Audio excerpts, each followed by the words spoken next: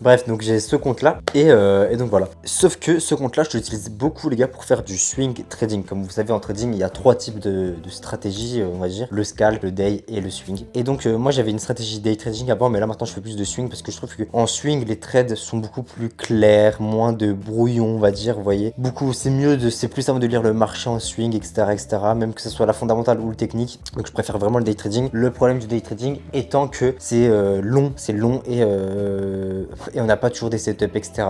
Mais voilà. Et donc du coup, je voulais reprendre un petit peu de day trading, sauf que le day trading, vous savez, c'est plus compliqué parce que plus on descend dans des time frames basses, plus les concepts sont moins fiables, si on peut dire ça comme ça, etc. Ok.